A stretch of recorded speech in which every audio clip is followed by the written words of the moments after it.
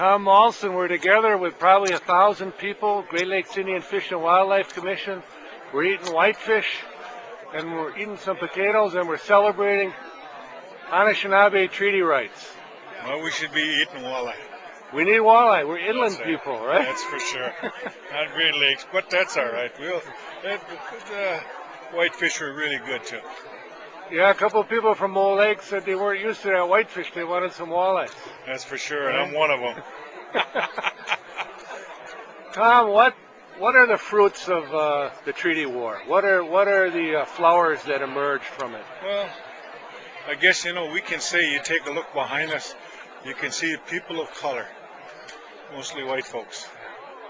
And I guess, those were the people that were out there misinformed, tossing stones, tossing all the hate messages against us as Anishinaabe people.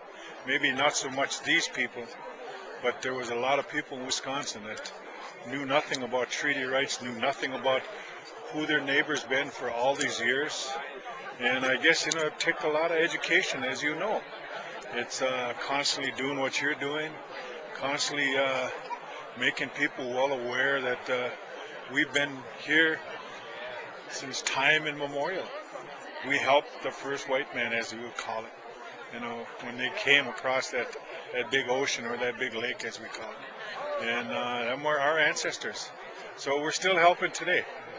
We have this treaty right that has been preserved again. And it's reserved now as we continue to do what we're doing for our young people, my grandsons, my granddaughters, their grandchildren. And I think it's really important that we not forget that. And it's people like you, Nick Vanderpye, that's going to make sure that it's not forgotten. I know that.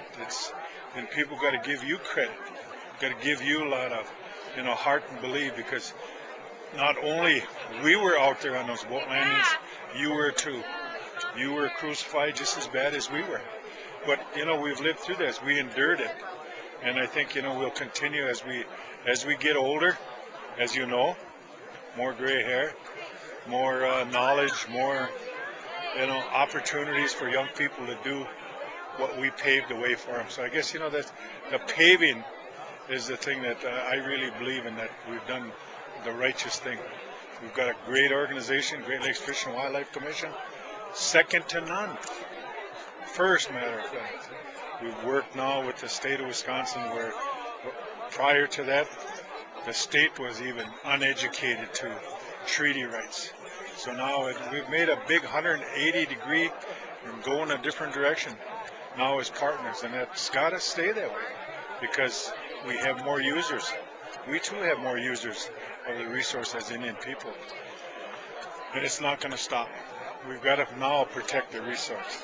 We've got to make sure that them gigu, that fish, those deer, all those things that we as Indian people have been told to put that tobacco down for, to make sure that they're going to be a sustained life, not only for them, but it'll be for us too. So I want to say that much. Tom, Star Lake, sometime in the late 80s, you were toe-to-toe with George Meyer, and you stood up for your people, and he was standing up for the state. And you guys were fighting over those fish. But George Meyer has transformed. I heard George Meyer tell a crowd a couple of years ago, the walleye in the ceded territory are some of the best cared for fish in North America. When you hear your opponent saying something like that, how do you feel? Well, that feels great, because I heard him say there will never be spearing in northern Wisconsin as long as he lives.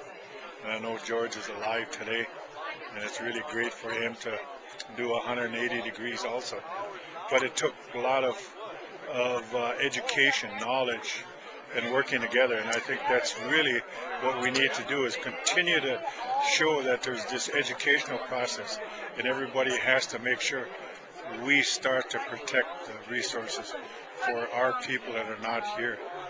The next generations to come, the next 7 generations, not only for Indian people, but for the white people too. Tom, one closing remark. You had just been elected to tribal council at Flambeau. You'd received the pipe. We came to you, we brought you tobacco, and we invited you out to the Noranda mining site.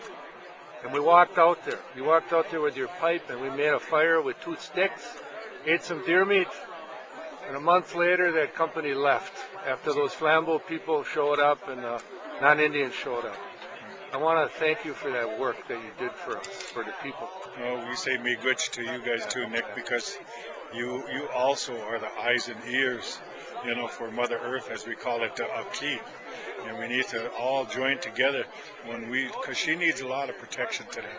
And if we can do that in a good, roundabout way, life will continue to go in that circle as we all believe in. Miigwech. Miigwech. Nick Vanderpye, Tom Maulson for Indian Country TV. Oh.